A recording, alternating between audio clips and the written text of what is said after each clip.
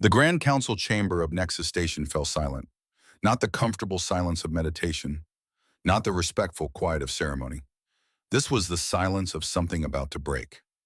Ambassador Thaddeus Sterling stood, 58 years old, gray hair lined face shoulders that had carried Earth's hope for 2 decades. He did not ask permission to speak. He simply rose, and the 7 alien races of the Galactic Council stopped their whispers. The blue-skinned Arcturians leaned forward in their high seats.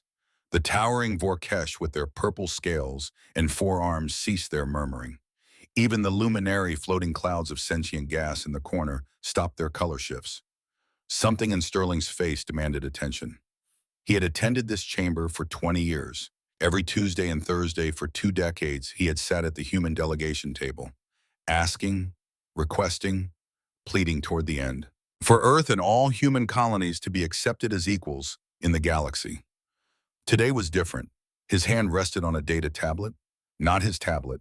It belonged to Counselor Chiron, the young blue-skinned Arcturian who served as junior member of the council. Chiron had left it on the conference table, carelessly, perhaps deliberately. The screen still glowed with an open document. Operation Silent Harvest. Sterling's eyes had seen 3 words before his brain caught up. Then 3 more. Then the whole terrible truth of it. 3 human mining colonies. Titan Mining Complex orbiting Saturn. Callisto Refinery near Jupiter. Encelada Station, humanity's pride extracting element 935 from beneath the ice of Saturn's moon. All marked for seizure. All scheduled for occupation within 6 months. The document bore the official seal of all 7 council members. Every single one. Council Speaker Vorkesh noticed Sterling standing. The massive purple-scaled alien let out a sound that might have been laughter in his species. His forearms gestured dismissively. Ambassador Sterling, please sit down. We all experience frustration during lengthy negotiations. It is natural. Sterling did not sit. He picked up the tablet, turned it so the main display screen could capture it. The council chamber's holographic systems automatically projected whatever was shown. Operation Silent Harvest filled the air in letters 3 feet high. Speaker Vorkesh, Sterling said. His voice was calm. 20 years had taught him to keep his voice calm. This does not look like frustration to me. This looks like you plan to steal our worlds while pretending to be our friends. The chamber erupted. Counselor Calvara, a massive gray alien with 6 tentacles, waved one appendage angrily. That document is classified. You have no authority to access council security files. Then you should not have left it open on a table, Sterling replied. His pulse hammered in his ears, but his hand stayed steady. Tell me, Counselor, were you planning to inform us before the invasion? Or would we have woken up to find council soldiers on our stations? Vorkesh's scales darkened to a deep purple, embarrassment in his species. He spoke quickly, words tumbling over each other. Ambassador, that is merely a contingency planning exercise. The council considers many possible futures. It means nothing. Rachel Whitmore stood beside Sterling. She was younger, 34, with sharp eyes and sharper instincts. Earth's second ambassador, his protege for the past 6 years. Her voice cut through the noise like a blade. Contingency planning, I see. Including contingencies where you violate our treaties and seize our planets after we helped defend your trade routes against the Proxima Raiders last year. Calvara's tentacles writhed with irritation. Your ships were barely useful in that conflict, child. Without our guidance, your species would still be trapped on your single planet, staring at the stars and dreaming. Sterling felt something shift inside his chest. 20 years. He had been 38 years old when he first arrived at Nexus Station, young and burning with hope. He had believed in the promise of the stars, believed that humanity would be welcomed into the galactic community with open arms. Instead, he had found this: condescension, exploitation, contempt wrapped in diplomatic language. He pushed the tablet across the conference table. It slid to a stop in front of Vorkesh. We have been patient, Sterling said. Each word was a nail being driven into wood. We have been respectful. We have followed every protocol, met every requirement, satisfied every condition you placed before us. For 20 years, humanity has asked for equal membership in this council. For 20 years, you have found reasons to delay. He looked at each council member in turn. Vorkesh, the speaker. Kelvara, the military commander. Zixthar of the insectoid Vexari, his compound eyes reflecting light like fractured mirrors. Mayera, the scientist. Krells, the economist.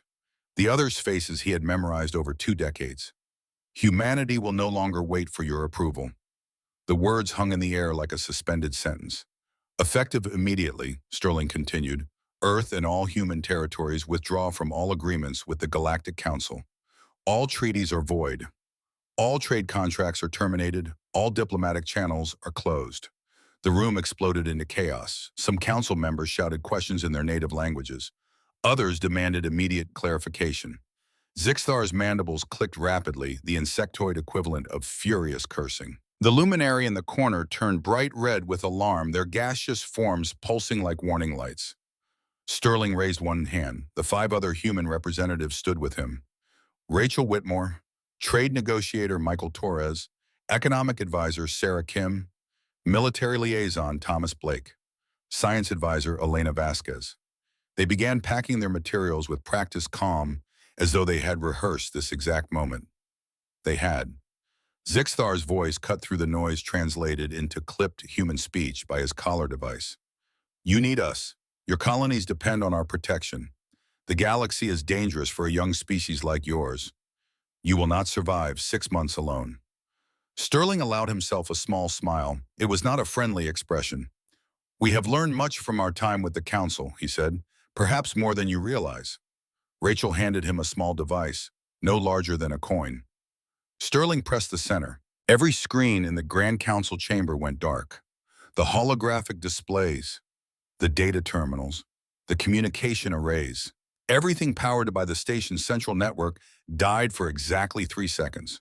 When they came back online, the change was immediately apparent to anyone looking at Council databases. All data about Earth had vanished. All star charts showing human territory. All resource surveys of the solar system. All information about human colonies, populations, defensive capabilities, trade routes, and diplomatic records. 20 years of accumulated intelligence gone, wiped from the Council's memory as though humanity had never existed. We will protect what is ours, Sterling said into the shocked silence. If the Council wishes to establish new relations with humanity in the future as equals, you may contact us through standard diplomatic channels. Until then, those channels are closed. The human delegation walked toward the exit in perfect formation. 6 people moving as one. Their footsteps echoed in the massive chamber. No one tried to stop them. As the doors closed behind them, Sterling heard Councillor Chiron's voice, young and uncertain. Speaker Vorkesh, I believe we may have made a terrible mistake. Outside the council chamber, Sterling took his first deep breath in what felt like hours. His hands were shaking now, adrenaline finally catching up to decision. Rachel noticed. Are you all right, sir? 20 years, Sterling said quietly. He looked at the curved walls of Nexus Station, at the thousands of aliens moving through the corridors, at the vast viewport showing the stars beyond. 20 years of careful words and diplomatic smiles. It feels strange to finally tell the truth. Rachel smiled. It felt good, though, didn't it? Sterling nodded. Then he straightened, pulled out his personal communicator, and opened an encrypted channel that had been waiting dormant for exactly this moment. Send the signal to Earth Command, he told Rachel. Authorization code Sterling Omega 77. Tell them it's time. Yes, sir. Plan Omega is active. The message traveled faster than light-riding quantum communication arrays that humanity had built in secret over the past decade. It reached Earth in 17 minutes. It reached Mars in 18. Europa in 19. Every human colony, outpost, and vessel in the solar system received the same encrypted transmission. Plan Omega. Active. Move now. In the underground command center in Geneva, Switzerland, Admiral Diana Graves stood before a wall of screens. She was 55 years old with close-cropped gray hair and a uniform so precisely maintained it could cut glass. Behind her, the room filled with the most important people on Earth. Generals, scientists, corporate leaders, intelligence directors. A countdown timer on the main screen showed 3 minutes, 22 seconds. Graves did not need to raise her voice. Everyone in the room was already silent. Ambassador Sterling and the delegation have departed Nexus Station, she announced. Plan Omega is now active. All personnel report status. Screens flickered to life. Video feeds from across the solar system and beyond. General Solomon Cross appeared first. 50 years old, built like a fortress with dark eyes that missed absolutely nothing. He commanded Earth's military forces from a facility buried 2 miles beneath Colorado's Rocky Mountains. NORAD Deep Command reporting, Cross said. His voice was gravel and iron. All defense grids are operational. Weapons platforms in the asteroid belt, Lagrange points, and lunar far side are online. We have 68 defensive stations that the Council has never detected. They're all armed and ready. Another screen activated. Dr. Vikram Ashok, 42 years old, brilliant and perpetually disheveled. His lab coat had coffee stains. His dark hair stood at angles that defied physics. He had not slept properly in 36 hours, and it showed. Quantum shielding systems are operational, Ashok reported, speaking too fast as always. Final tests exceeded all projections. The new adaptive shields can absorb and redistribute energy from any weapon system the Council has shown us. They're not just defensive, they learn. Every hit makes them stronger. A third screen showed Captain Thomas Blake, veteran of the Proxima Raider conflicts. His ship, the Guardian, was already changing course. All patrol vessels are moving to defensive positions, Blake reported. We're bringing every human colony under our protection's umbrella. ETA to Titan Mining Complex, 47 hours. President Victoria Ashford entered the command center. 52 years old, tall, with calm gray eyes that had seen her through a difficult election and an even more difficult first term. She had campaigned on human dignity. Today, she was about to test what that really meant. Madam President, Admiral Graves said, we're tracking Sterling's shuttle. He's en route to Earth. All systems are green. Ashford nodded. She moved to stand beside Graves, looking at the display showing their solar system. At the 8 planets and hundreds of stations and millions of people who depended on the decisions made in this room. How long before the Council realizes what they have lost? Ashford asked. Best estimate, said an intelligence analyst, 36 hours. That's when their regular supply convoys expect to rendezvous with our merchant vessels. When we don't show up, they'll start asking questions. Ashford's jaw tightened. Then we have 36 hours to secure our territory. Admiral Graves, what's the status of our fleet? Graves pulled up a tactical display. It showed the solar system, but with elements that no Council database had ever recorded. 800 warships in the first wave. They appeared on the screen like stars being born, hidden shipyards on Mars buried in the red dust for a decade. Construction facilities beneath Europa's ice-building vessels in the dark cold of Jupiter's moon. Asteroid belt foundries that the Council had dismissed as simple mining operations. Lunar far-side assembly plants shielded from Earth and from prying sensors. For 10 years, humanity had built a fleet, not publicly, not with announcements or press releases or diplomatic notifications. They had simply built and hidden and waited. All vessels are operational, Graves said. We have 800 warships in ready positions across the solar system. Every ship is equipped with the new quantum drives, adaptive shielding, and directed energy weapons that are approximately 30% more efficient than current Council technology. President Ashford looked at the display for a long moment. Then she looked at the faces on the screens. Cross, Ashok, Blake, Graves, officers and scientists and soldiers who had worked in secret for a decade building humanity's insurance policy. General Cross, she said, activate all defensive positions. If the Council sends ships to our territory, I want them to understand immediately that we are no longer asking for permission. Yes, Madam President. Dr. Ashok, how long can our Element 935 reserves sustain the Council's fleet operations? Ashok pulled up economic data. At their current consumption rate, they have approximately 4 months of reserves. After that, they either need to develop new mining operations, which will take years, or they need to negotiate with us. So we have leverage. Enormous leverage, Madam President. Element 935 is essential for faster-than-light travel. Without it, their entire civilization slows to sublight speed. Their economy will collapse. Ashford nodded slowly. We're not trying to destroy them. We're trying to get their attention. Make them understand that we're not children to be managed. We're partners or we're nothing. A new screen activated. Sterling's face appeared transmitted from his shuttle. "Madam President," he said, "I wanted to report personally. The withdrawal is complete." The council was surprised. "Ambassador Sterling, you have just ended 20 years of diplomacy in one afternoon. Are you certain this was the right choice?" Sterling's face showed something that might have been relief, or exhaustion, or both. "Madam President, they were planning to invade our colonies. The time for diplomacies ended the moment they decided we were resources to exploit rather than people to respect." "Yes, I'm certain." Ashford glanced at Graves, then back to Sterling. "Then come home, Ambassador. We have work to do." Across the solar system, humanity moved with purpose. On Mars, 2 million colonists watched emergency broadcasts from President Ashford. She explained in clear language what had happened. The Council's plans, Sterling's withdrawal, the activation of Plan Omega. Some people cheered, some cried. All of them understood that their lives had just changed forever. At Titan Mining Complex, workers received new orders. Increase element 935, extraction by 40%. Route all shipments to human storage facilities. Zero exports to Council space. The mining director looked at the orders, looked at his team, and nodded once. "You heard the president," he said. "We're independent now. Let's act like it." On Europa, research stations that had been studying ice and potential life now activated secondary systems. Weapons platforms rose from beneath the frozen surface. Defense shields powered up. The station director, Dr. Sarah Kim, watched her screens and felt a strange mixture of fear and pride. "We built all this in secret," she said to her assistant. "For 10 years, we worked on projects the council never knew about. And it actually worked." Her assistant looked nervous. "What if they attack us?" Kim pulled up a tactical display showing Europa's defensive capabilities. 37 weapons platforms. Shields strong enough to withstand sustained bombardment. And something else.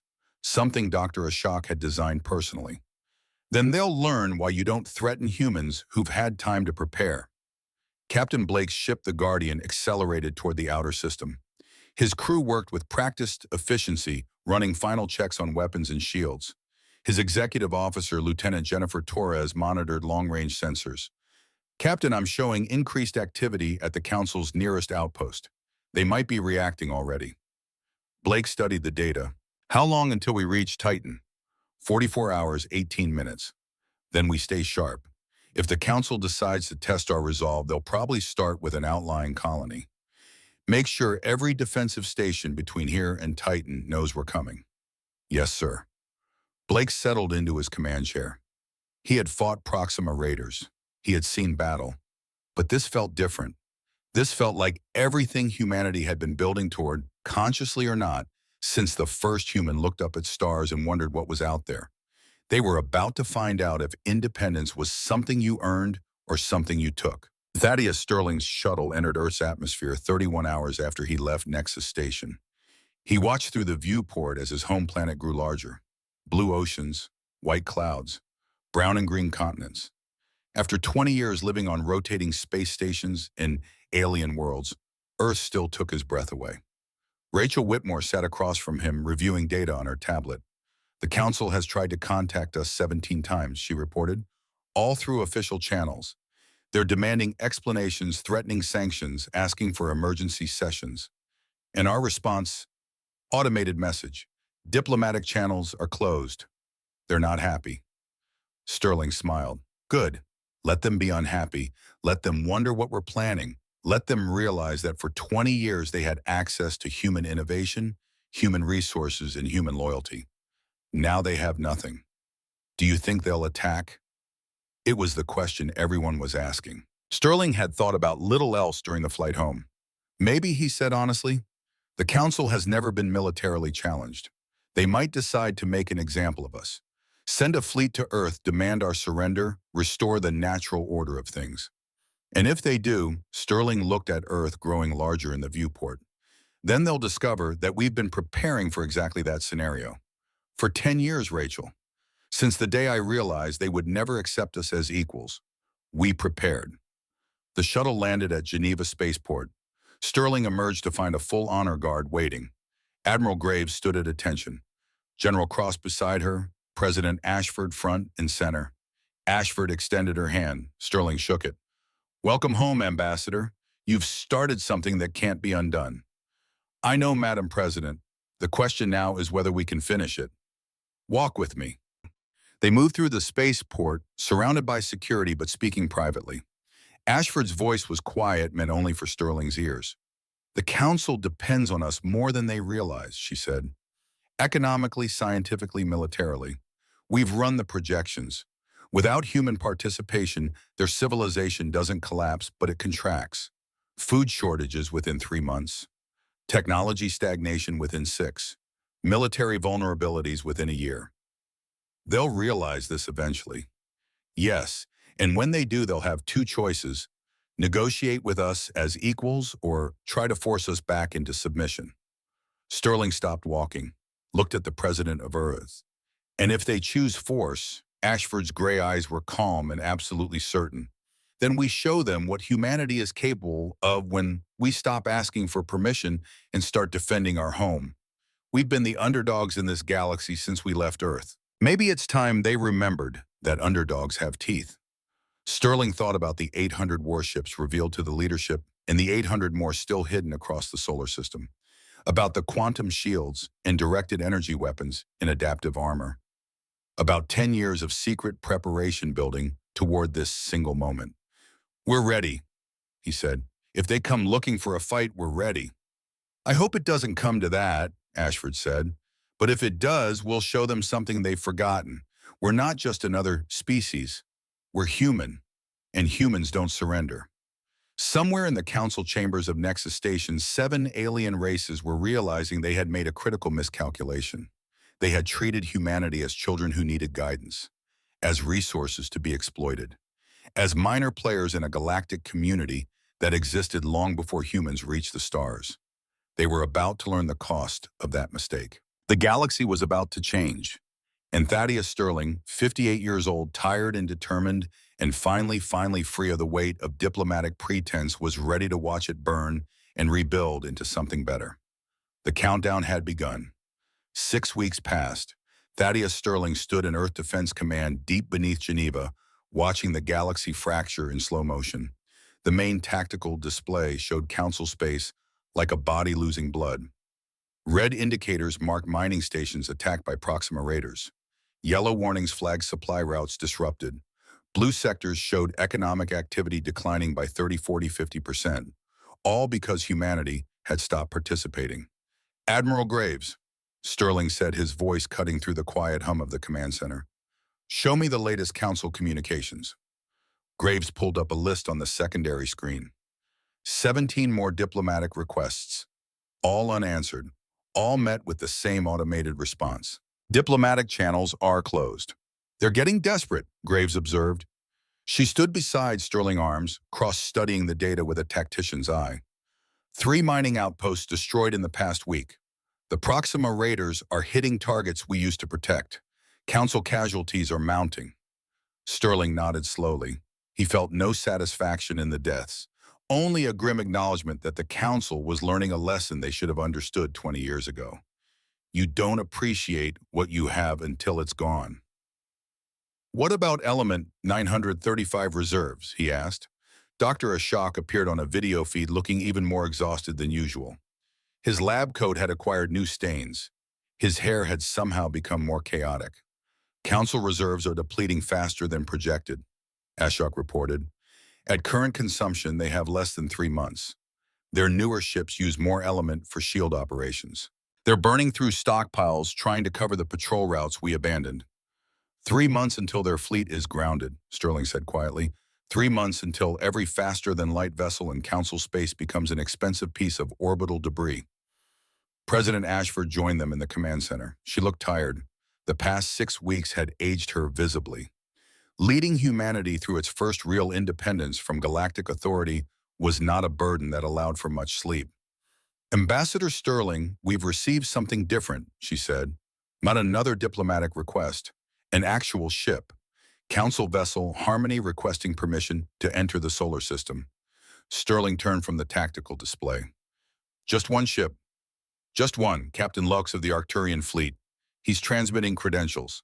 Claims he has authorization to negotiate directly with Earth leadership. Sterling considered this. One ship. not a threat, not a show of force. A genuine attempt at communication. "What's your recommendation, Ambassador?" Ashford asked. Sterling had spent 6 weeks waiting for this moment, waiting for the council to move from anger to desperation to genuine negotiation. But something felt wrong. Too fast. Too easy. "Deny entry," he said. "Have Admiral Graves transmit our standard response. If they want to negotiate, they can send their terms via quantum communication. We'll review and respond at our convenience." Ashford raised an eyebrow. "You don't want to hear what they have to say." "I want them to understand that we're not desperate," Sterling replied. "They are. Every day that passes without element 935 shipments, their situation worsens. Every raider attack, they can't prevent their people lose faith. We hold the high ground here. Let's not surrender it by appearing eager." Graves smiled slightly. "I'll send the transmissions, sir." The Council vessel Harmony received Admiral Diana Graves on their communication screen. She wore her dress uniform. Every medal earned, every ribbon precise, her face showed zero warmth. "Council vessel Harmony, this is Admiral Diana Graves, Earth Defense Force. State your business."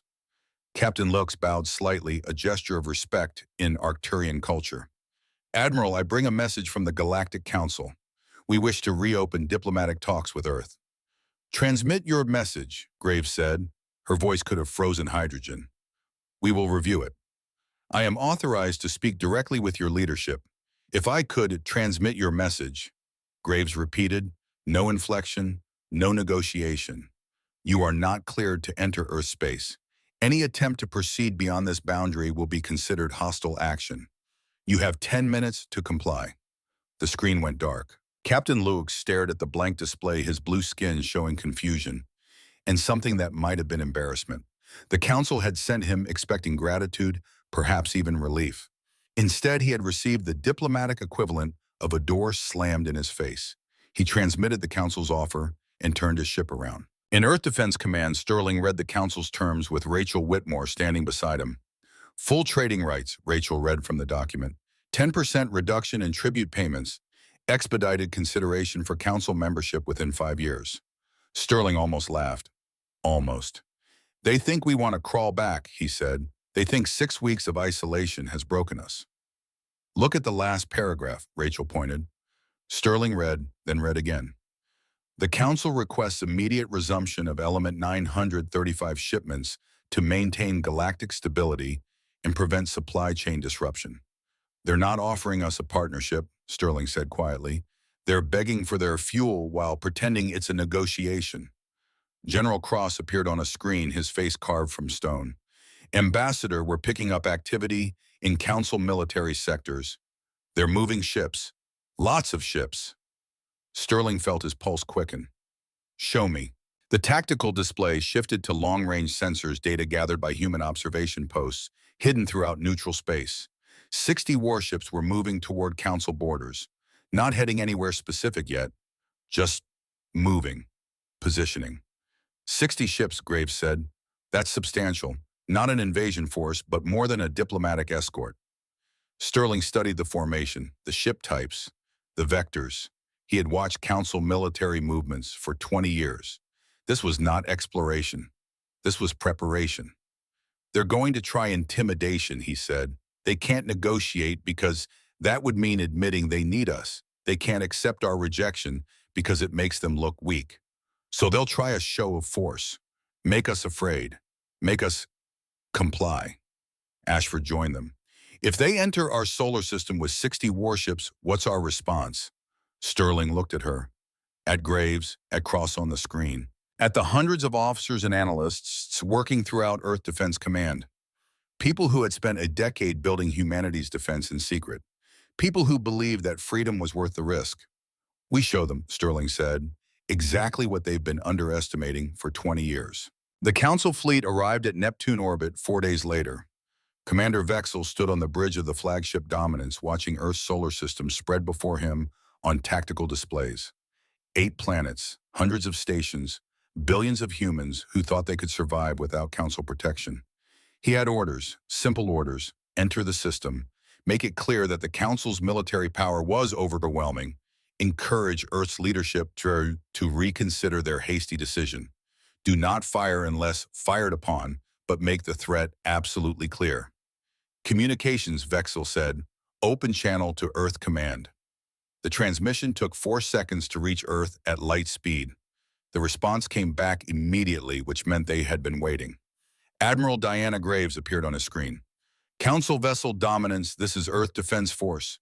You have entered sovereign human space with a military fleet. Explain your presence. Vexel drew himself up to full height. Professional, authoritative.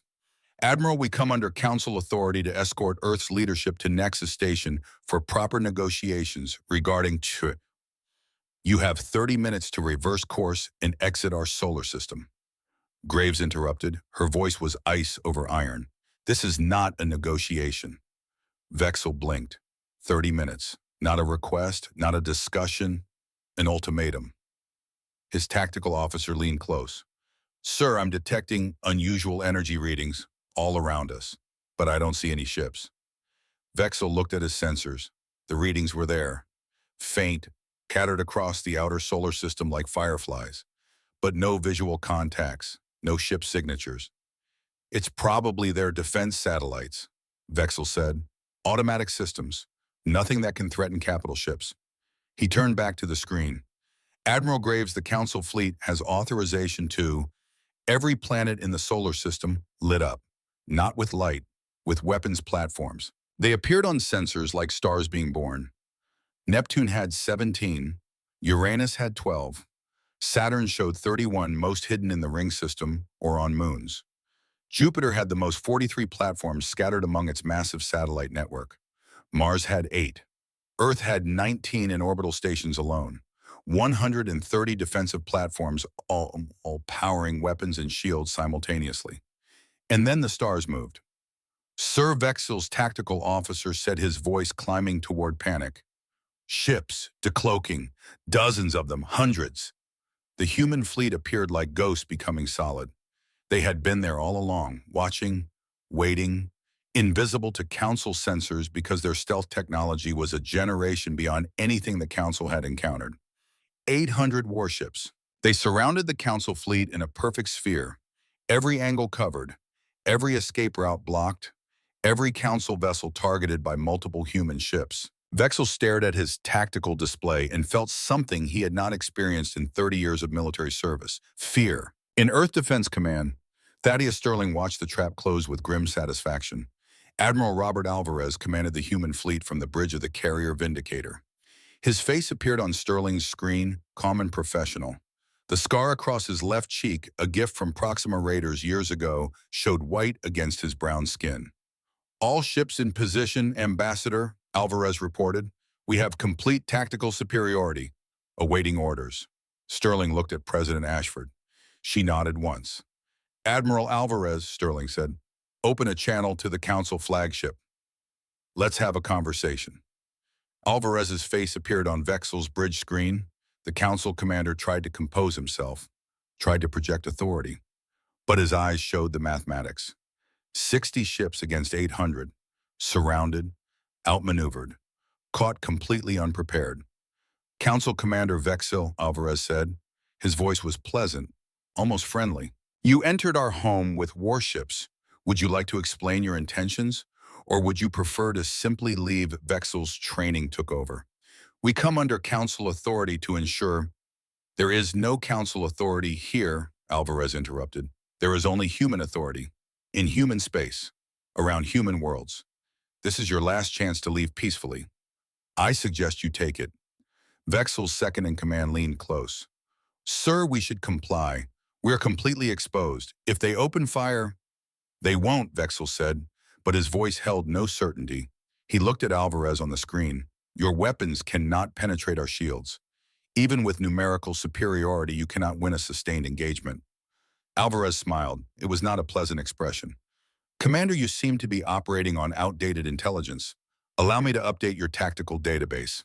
He nodded to someone off screen.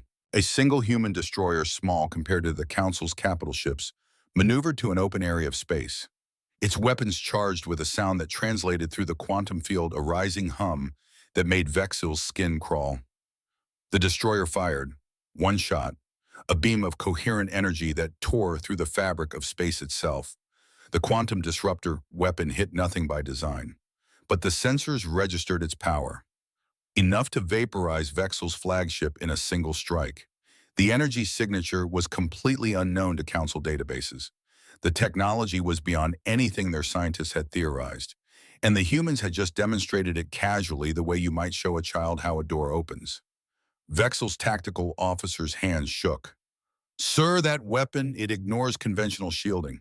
It disrupts matter at the quantum level. Our defenses are useless against it. Sterling watched Vexel's face on the screen and saw the moment of realization. The moment when the Council commander understood that everything he knew about human capabilities was wrong. Dangerously wrong. Opens channel, Vexel said quietly. To all ships, order them to power down weapons and reverse course. His second-in-command protested. Oh, sir, the Council ordered. The Council, Vexel said, doesn't know what we're facing. These are not the same humans we've dealt with for 20 years. Send the order. We're leaving. On the screen, Alvarez's expression didn't change. A wise decision, Commander. Safe travels. Sterling watched the Council fleet turn and flee. 60 warships, the pride of the Galactic military, retreating from human space like beaten dogs. He felt no triumph, only a grim awareness that this was not over. This was barely the beginning. They'll be back, General Cross said, with everything they have. I know, Sterling replied. 3 days later, Dr. Vikram Ashok arrived at Sterling's office in Geneva with a metal disc the size of a dinner plate. Ambassador, you need to see this, Ashok said. His eyes were bright with discovery and exhaustion. We've been studying ancient artifacts for decades. This one was found 50 years ago in Turkey, buried under what used to be Göbekli Tepe. We couldn't read it, couldn't even determine what it was made of. Until now. Sterling took the disc carefully. It was surprisingly light. The surface was covered in symbols that looked almost like writing, but followed no linguistic pattern he recognized. What changed? Sterling asked. Quantum resonance imaging, Ashok said. New technology we developed for the stealth ships. We used it on the disc and found something. Look. He activated a holographic display. The disc appeared in the air between them, but now the symbols glowed. And beneath the symbols, hidden in layers of quantum encoding, was data. Coordinates, star charts, genetic markers, mathematical formulas. A complete archive of knowledge encoded at the subatomic level. This is human technology, Ashok said quietly. 50,000 years old, maybe older. It contains information about faster-than-light travel, genetic engineering, planetary colonization. Things we're only discovering now. Things the Council claims to have taught us. Sterling stared at the hologram. 50,000 years, before recorded history, before civilization as humanity understood it. We've done this before, he said slowly. We've been to the stars before. More than that, Ashok pulled up additional data. I ran the genetic markers against our current population. We have DNA evidence of long-term space adaptation. Bone density changes from low-gravity environments. Metabolic adjustments for different planetary atmospheres. Our ancestors didn't just visit space. They lived there for generations. Sterling sat down heavily. 20 years of asking the Council to accept humanity as worthy of joining galactic civilization. 20 years of being told humans were young, inexperienced, not ready, and all along humanity had done this before. Have you shared this with the Council? Sterling asked. No, but they've found something similar. Ashok pulled up intercepted transmissions, intelligence gathered by human monitoring stations. Dr. Kiev, their head scientist, has been researching ancient Council texts. Every species has legends of sky guardians who helped them thousands of years ago. Taught them agriculture, medicine, helped them survive disasters. All the descriptions match humans. We were their teachers, Sterling said, wonder and anger mixing in his voice. 10,000 years ago, we helped them evolve, helped them survive, and they forgot, or they chose not to remember. His communicator buzzed, Graves' voice urgent. Ambassador, we have a situation. Council intelligence shows massive fleet movements. They're mobilizing everything. 2,000 ships, maybe more, and they're heading for Earth. Sterling stood, the metal disc still in his hand, a reminder that humanity had done this before, had reached the stars, had helped others reach them too. And then, what? Why had ancient humans returned to Earth and forgotten everything? That was a question for another day. How long until they arrive? Sterling asked. 72 hours, Graves replied. 3 days. Then we have 3 days to prepare. Alert all defensive positions. Bring the fleet to full readiness. And send a message to President Ashford. Tell her it's time for the Council to see what humanity really is. The Council war chamber on Nexus Station was in chaos. All 7 species leaders were present, along with military commanders, economic ministers, and strategic advisors. Holographic displays showed the disaster unfolding in slow motion. Supply routes collapsed, mining operations ceased, trade networks fragmenting, and now the humiliation at Neptune. 60 ships sent to intimidate Earth. 60 ships returned without firing a single shot. Counselor Kelvara's tentacles writhed with fury. They embarrassed us, made us look weak. We must respond with overwhelming force. Chiron, the young Arcturian, stood. With respect, Counselor, we are weak. We've relied on human resources, human innovation, human protection for 2 decades. Now we realize how much we need them. Then we take what we need, Zixthar clicked, his mandibles snapping. We are the Galactic Authority. They are one species. We mobilize the full fleet and force them to surrender. Speaker Vorkesh raised his 4 arms for silence. His purple scales had dulled with stress over the past weeks. Before we commit to war, we must understand what we're facing. Dr. Kiev, present your findings. The Council's chief scientist activated the central hologram. It showed ancient texts from all 7 species. Stone tablets, crystal memories, genetic records, all telling the same story. 10 to 15,000 years ago, Kiev said, every Council species experienced what we call the Great Advancement, a period where our civilizations leaped forward technologically and culturally. We have always attributed this to natural evolution, but the evidence suggests otherwise. Images appeared, ancient carvings showing tall bipedal figures, genetic markers in modern populations showing external manipulation, mathematical formulas that appeared suddenly in historical records too advanced for the civilizations that recorded them. We were helped, Kiev continued, by visitors from the stars. Every species has a different name for them. The Arcturians call them sky shepherds. The Vexari name them wisdom bringers. But all descriptions match one species perfectly. He showed reconstructed images based on ancient art and genetic evidence. Humans. The chamber fell silent. The Guardians, Chiron whispered. The old legends, they're real, and we've been treating them like children. This changes nothing, Kelvara said, but her voice lacked conviction. Ancient history does not excuse present defiance. It changes everything, Chiron replied. We've been fighting our teachers. The species that helped all of us evolve is now defending themselves from our aggression. And we wonder why they've chosen isolation. The debate raged for hours, but in the end, pride won over wisdom. The vote was 6-1, only Chiron opposed. The Grand Fleet would launch. 2,000 ships, every vessel the Council could mobilize. They would surround Earth, demonstrate overwhelming force, and demand surrender. Humanity would rejoin the Council, or humanity would face extinction. Chiron watched the vote with horror. You're starting a war we cannot win, he said quietly. No one listened. Thaddeus Sterling stood in Earth Defense Command as the Council fleet approached. 2,000 ships, the largest military force assembled in galactic history, all converging on humanity's home. President Ashford stood beside him. Admiral Graves, General Cross, Dr. Ashok, Rachel Whitmore, the leadership of Earth watching their fate approach at faster-than-light speed. They're broadcasting, Graves said, audio only. She played it. Council Admiral Dex Val's voice filled the command center. Deep, authoritative, certain of victory. Human leadership, this is Admiral Dex Val of the Galactic Council Grand Fleet. You are surrounded, you are outnumbered. You have 1 hour to surrender unconditionally and accept Council authority. If you refuse, we will seize your planets by force.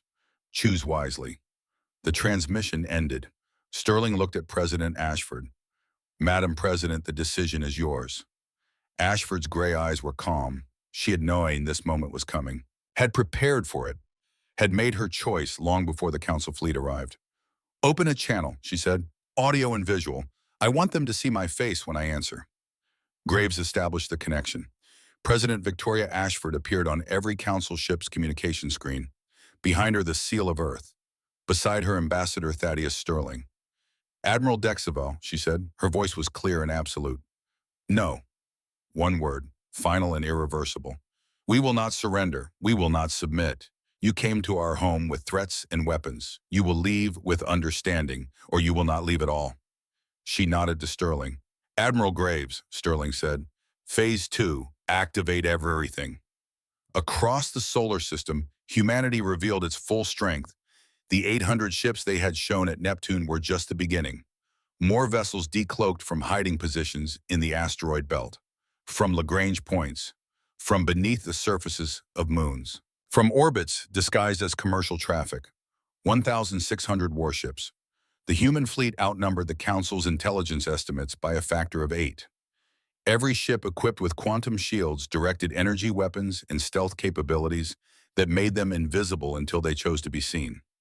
And surrounding Earth itself, a defensive grid that made the planet untouchable. Orbital platforms, ground-based weapons, shield generators powerful enough to protect the entire world. Layer upon layer of defense built over a decade in absolute secrecy. Sterling watched the Council fleet's formations shift, adjust, try to compensate for the numerical disadvantage. Try to understand how they had miscalculated so completely. Open fire, Dexeval's voice commanded. The Council fleet fired first. Plasma weapons, particle beams, missile volleys, everything they had. 2,000 ships unleashing their full arsenal. The human shields absorbed it all. Quantum adaptive armor designed by Dr. Ashok and refined over 10 years of testing. Every impact made the shield stronger. Every hit taught the system how to better deflect the next one. The Council's weapons, powerful enough to crack planets, splashed against human defenses like rain on stone. Return fire, Sterling said quietly. The human fleet responded with surgical precision. Not trying to destroy, not trying to kill, just disable. Targeting engines, weapons arrays, shield generators. Showing the Council that humanity could have killed them all, but chose not to. 417 Council ships disabled in 11 minutes. Human casualties, 23 vessels damaged, 0 destroyed. Admiral Dexeval watched his fleet fall apart and understood that this was not a battle. This was a demonstration.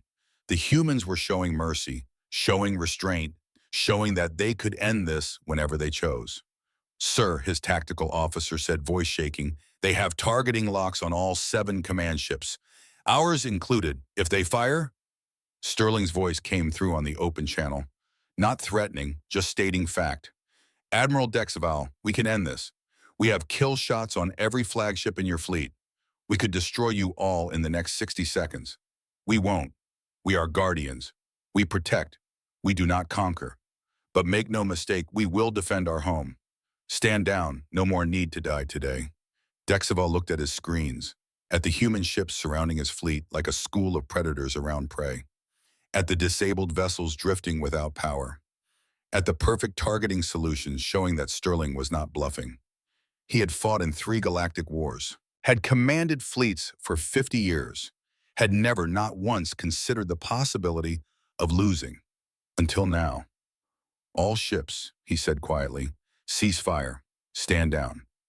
The battle ended, not with humanity's destruction, not with Council victory, but with the understanding that everything had changed, that the galaxy's balance of power had shifted in ways no one had anticipated. Thaddeus Sterling watched the Council fleet power down weapons and felt something he had not felt in 20 years. Hope. The silence after battle is a strange thing. No explosions, no weapons fire, no shouted commands, just the hum of life support systems and the quiet breathing of people realizing they had survived something that could have ended everything. Thaddeus Sterling stood in Earth Defense Command, watching 2,000 Council ships drift in formation around Mars. Disabled, defeated, but alive. Every single one of them alive because humanity had chosen mercy over vengeance. President Victoria Ashford touched his shoulder. Ambassador, the Council is requesting communication. All 7 species leaders. They want to speak with you personally. Sterling nodded. 20 years of diplomatic service had prepared him for many things. Victory was not one of them. Speaker Vorkesh appeared on the main screen. His purple scales were pale, almost gray. Behind him, the other 6 council leaders stood in a semicircle. Kelvara with her tentacles hanging limp. Zixthar's mandibles still. Mayera's eyes downcast. All 7 species' pride broken on the simple fact that humanity had won without killing anyone. Ambassador Sterling, Vorkesh said. His voice was rough like gravel being crushed. We request permission to land a diplomatic shuttle on Earth to negotiate terms of surrender. Sterling let those words hang in the air for a moment at terms of surrender. The Council was surrendering to Earth, to humanity, to the species they had dismissed as too young, too inexperienced, too inferior to join their ranks. Not surrender, Sterling said quietly. Partnership, if you're willing. Vorkesh's scales rippled with emotion. After what we did, after we planned to invade your colonies, after we brought 2,000 ships to threaten your home, you would still offer partnership. We would offer a chance to start again, Sterling replied. This time as equals. Come to Geneva 1 week from today. We'll talk. 7 days later, Thaddeus Sterling stood in the Grand Assembly Hall in Geneva and felt the weight of history. This room had seen the signing of peace treaties, the formation of the United Nations, humanity's first steps toward understanding that cooperation was stronger than conflict. The walls remembered every moment when humans chose unity over division. Now those walls would witness something unprecedented. The Council arrived in a single shuttle, no escorts, no security detail, no display of power, just 7 beings who had learned finally what humility felt like. They moved slowly in Earth's gravity, their bodies unused to the pull that humans had evolved in. President Ashford greeted them personally. Sterling stood beside her. Admiral Graves to the left, General Cross to the right, Dr. Ashok slightly behind, still holding the ancient metal disc, like it contained answers to questions humanity had forgotten to ask. Vorkesh entered first. His 4 arms hung at his sides, not in the wide gesture of authority Sterling remembered from 20 years of council chambers. This was the posture of someone who had lost everything and was trying to understand how. President Ashford, Ambassador Sterling. Vorkesh bowed his head, a gesture his species reserved for the most profound respect. Thank you for allowing us to enter your world. We do not deserve this kindness. Ashford's voice was warm but firm. Everyone deserves a chance to learn from their mistakes, Speaker Vorkesh. The question is whether you're ready to learn. They sat at a polished wood table, humans on one side, the 7 council species on the other. Sunlight streamed through tall windows, casting long shadows across the room. For 3 days they talked. The council admitted everything. 20 years of unfair treatment, the secret invasion plans, the exploitation of human resources, the condescension, the dismissiveness, the fundamental failure to recognize humanity as equals. Sterling listened to Vorkesh's voice break as he described the moment he realized they had been planning to seize human colonies while smiling at human ambassadors. Listened to Kelvara's tentacles tremble as she admitted she had voted against human membership 8 times for no reason except that she believed humans were inferior. On the 2nd day, they discussed terms: full council membership, equal voting rights, complete territorial sovereignty for all human space, fair trade agreements with proper compensation, technology exchange with credit given where due, joint defense pacts on voluntary basis. Rachel Whitmore, sitting beside Sterling, reviewed each clause with the precision of someone who had spent 6 years learning to spot diplomatic traps. She found none. The Council was offering everything humanity had asked for during 20 years of negotiations. Everything except one thing. On the 3rd day, Chiron stood. The young Arcturian's blue skin was brighter now, less pale with stress. He had been the only council member to vote against the military action. The only one who had understood what was coming. There is one more matter, Chiron said. The Council's leadership rotates among member species every 10 years. Given the circumstances, given what we have learned about humanity's true nature, we propose that Earth take the first rotation, starting immediately. The room went silent. Sterling felt every eye turned to him, to President Ashford, to the human delegation, leadership of the Galactic Council, the position that humanity had begged for, asked for, pleaded for across 2 decades. Now offered freely, now placed in human hands. President Ashford stood slowly. She walked to the window looking out at Geneva, at the city where humanity had learned to make peace with itself, at the mountains in the distance, eternal and patient. "May I have 30 minutes to consult with my advisors?" she asked. Vorkesh nodded. "Of course, Madam President. We will wait." The adjacent room was smaller, private, just the core human leadership. Ashford, Sterling, Graves, Cross, Dr. Ashok, Rachel Whitmore. "They're offering us everything," General Cross said. His voice was neutral, but his eyes showed hunger. "Leadership means we control council policy. We protect Earth better. We ensure this never happens again." Admiral Graves nodded. "From a strategic standpoint, accepting makes sense. We've earned this through strength. They respect strength." Sterling stood by the window watching clouds drift over the Alps. He had been 38 years old when he arrived at Nexus Station, burning with the hope that humanity would be welcomed. Now 58, he understood that hope was complicated, that getting what you wanted was not always the same as getting what you needed. "Ambassador Sterling," Ashford said quietly, "you've spent 20 years on this.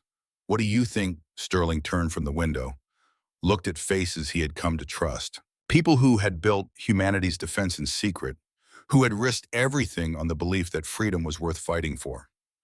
"I think," Sterling said slowly, "that we need to ask ourselves what Guardians did. 10,000 years ago, when our ancestors helped the council species evolve, did they take power? Did they rule?" Dr. Ashok spoke up, his voice soft.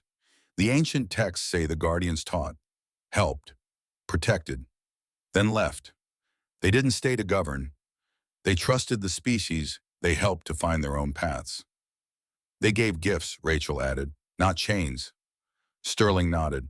"If we take leadership now while the council is desperate and broken, we're not partners. We're conquerors. And we're better than that." President Ashford closed her eyes, took a deep breath. When she opened them again, her decision was clear. They returned to the main hall.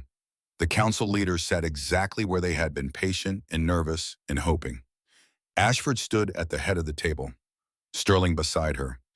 The president of Earth looked at the 7 species who had humbled themselves enough to ask for help. "Speaker Vorkesh, council members, we appreciate the offer of leadership deeply. It represents a trust that we do not take lightly." Vorkesh leaned forward, hope brightening his dulled scales. "But we must decline." The hope died. Confusion replaced it. "We didn't withdraw from the council to gain power over you," Ashford continued. "We withdrew to protect ourselves from injustice. Our goal was never domination. It was partnership, respect, equality." She looked at each council leader in turn. "If we take leadership now while you're desperate, it's not earned. It's exploitation. We would become exactly what we fought against. And we're better than that." Kelvara's tentacles trembled. "After we planned to invade you, after we brought an armada to your home, you choose mercy." Sterling spoke, his voice carrying the weight of 2 decades. "We choose to be what our ancestors were. Guardians. And guardians don't rule. They protect. They teach. They help others find their own strength." The silence lasted for 10 heartbeats. Then Vorkesh stood, walked around the table, extended one of his 4 hands to Sterling. "Then we accept your partnership, Ambassador, as equals, as friends, if you will allow it, and we will spend the rest of our lives trying to be worthy of this mercy."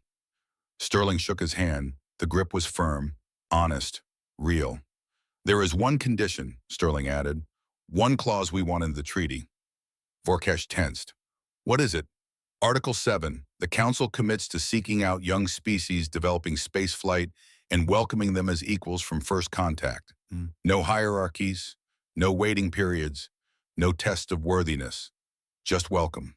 Vorkesh's scales rippled with understanding. "You're ensuring no one faces what you faced."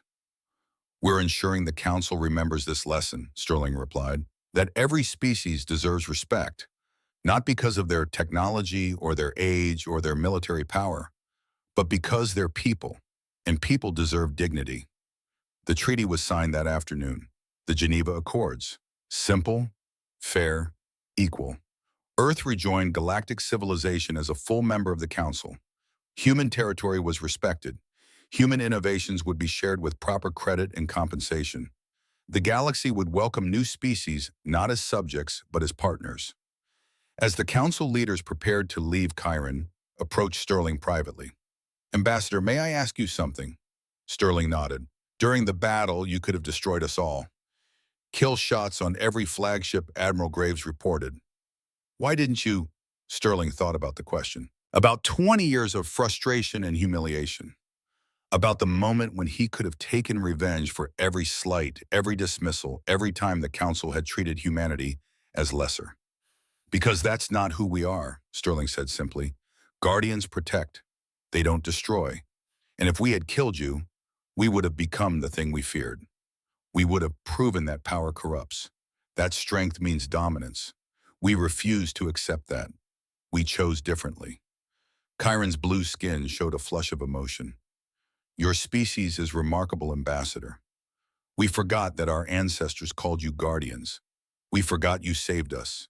We will not forget again." That evening, after the Council delegation had departed, Sterling stood in a smaller conference room with President Ashford and Dr. Ashok.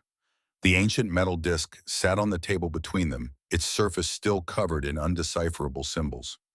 "We broke the encryption," Ashok said. He looked exhausted but excited the way he always did when science revealed its secrets. "The disc contains a message from our ancestors, from the humans who were guardians 50,000 years ago." He activated a holographic display. The symbols resolved into words, ancient language but human language, translated by quantum computers into modern English. Sterling read aloud. "To our descendants, we have traveled the stars. We have built wonders. We have helped young species find their path. We have done everything that power and knowledge allow. And in doing so, we have learned a terrible truth." He paused, reading ahead, his throat tight. "Power corrupts even the best intentions. Knowledge without wisdom breeds arrogance. We found ourselves becoming Oz to lesser species. Not partners, not friends, gods. And gods do not learn. Gods do not grow. Gods become stagnant and cruel." President Ashford leaned closer, reading over his shoulder. "So we choose to start over. We return to Earth. We will forget our technology, forget our power, forget our empire. We will become small again, humble. We will struggle, we will earn our knowledge through hardship. And perhaps someday when our descendants reach the stars again, they will remember what we forgot. That strength without compassion is tyranny. That knowledge without humility is dangerous. That the greatest power is knowing when not to use it." Ashok's voice was soft. "They chose to reset civilization, to make us start from nothing, so we would appreciate what we built, so we would stay humble." Sterling felt tears on his face and did not wipe them away. His ancestors had given up everything, had abandoned the stars and returned to Earth and forgotten how to build faster than light ships. All so their descendants would learn the right lessons. "They succeeded," Sterling said. "We learned. We fought for respect, not power. We won with strength but chose mercy. We became what they hoped we would be." President Ashford placed her hand on the disc. "This changes everything. When the Council learns that we deliberately reset our civilization to stay humble, when they understand that our ancestors gave up godhood to remain human, they'll understand why we declined leadership," Sterling finished. "Why we chose partnership over dominance. It's in our DNA, literally. We're programmed to be guardians, not rulers." 6 months later, Thaddeus Sterling stood in the National Assembly Hall in Washington, D.C., and announced his retirement. 20 years as Earth's ambassador to the Galactic Council. 20 years of fighting for human dignity. 6 months of watching humanity and the Council build something new together. It was enough. It was time to let someone else carry the torch. Rachel Whitmore stood beside him, young and brilliant and ready. She would be the next ambassador, the first of a new generation who would never know what it felt like to be dismissed, to be treated as lesser, to have to prove humanity's worth.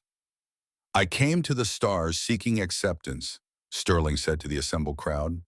"Humans and aliens mixed together now, Council representatives maintaining embassies on Earth. I learned we didn't need their permission to exist. We needed to remember who we are. Guardians, not by ancient history, by choice. And that choice makes all the difference. The audience stood. Humans and Arcturians and Vexari and all 7 council species applauding together. Sterling stepped down from the podium. Rachel took his place. The torch passed. 1 year after the Battle of Mars, as historians would call it, Thaddeus Sterling stood in his home in New Mexico and watched the stars. He was 59 years old. Gray hair, lined face, shoulders that no longer carried the weight of Earth's diplomatic future. Just an old man watching the sky and remembering. His communicator chimed, a message from Captain Jennifer Torres commanding the human observation vessel Pathfinder. She was stationed near a young species developing their first radio signals, monitoring from a respectful distance. Ambassador Sterling, Torres said. Sterling smiled at the title. He was retired, but some habits died hard. Thought you'd want to see this. The species we've been watching just launched their first satellite. Council representatives are here with us. Chiron wants to be part of first contact when the time comes. He says he wants to do it right this time. Treat them as equals from the start. The video showed the satellite primitive by galactic standards, but beautiful in its simplicity. A young species taking their first steps toward the stars. And waiting to welcome them, not with condescension or exploitation, but with respect, were humans and council members working together. Guardians doing what Guardians did. Tell Chiron I'm proud of him, Sterling said. Tell him the galaxy is learning. He ended the call and looked back at the stars. Somewhere out there, humanity's ancient ancestors had made the hardest choice anyone could make. Give up power, give up knowledge, give up everything to teach their descendants a lesson about humility. And across 50,000 years, that lesson had finally taken root. The galaxy was not ruled by the strongest.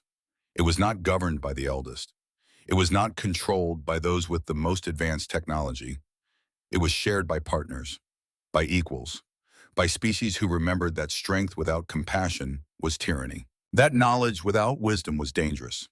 That the greatest power was knowing when not to use it. Sterling thought about the young species developing their first satellite, about the welcome they would receive when they reached the stars, about the galaxy his ancestors had dreamed of and his generation had finally built. A community, not an empire. Partners, not subjects. Guardians, not rulers. We did it, Sterling whispered to the night sky. We remembered who we are. We chose to be better. And the galaxy is better for it. Far above a shooting star streaked across the darkness. Sterling watched it burn and fade and smiled. Somewhere in deep space, human vessels and council ships patrolled together, protecting young species from raiders and pirates. Somewhere, human scientists and alien researchers worked side by side, sharing knowledge freely. Somewhere, human children and alien children learned together that the universe was vast and beautiful and meant to be explored together. The Guardians had returned, not to conquer, not to rule, to serve, to protect, to help. And in doing so, they had saved not just themselves, but the entire galaxy from the corruption of unchecked power. Thaddeus Sterling, retired ambassador, former diplomat, architect of humanity's independence, stood under the stars of New Mexico and felt at peace.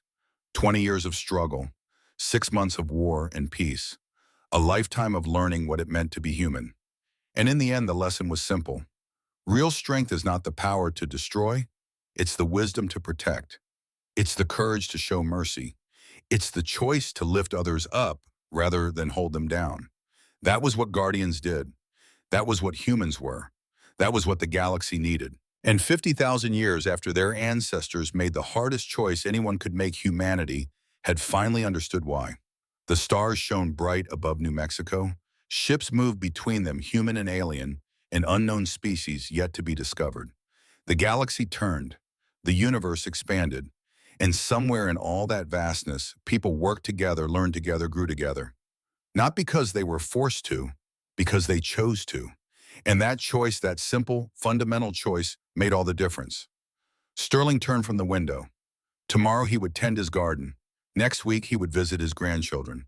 Next month he might write his memoirs, tell the story of how humanity earned its place among the stars. But tonight he would sleep well, knowing that the galaxy was safe, that the lesson had been learned, that the Guardians were doing what they were meant to do, protecting, teaching, helping, not ruling. Just being what they had always been, deep in their DNA, written in their history, encoded in their very nature. Human, and that in the end was enough. The stars shone on, the galaxy turned, and somewhere in the vast expanse of space and time, a young species launched their first satellite and wondered if they were alone. They weren't. The Guardians were watching, ready to welcome, ready to help, ready to show them what partnership really meant, and the universe, vast and beautiful and infinite, was better for it.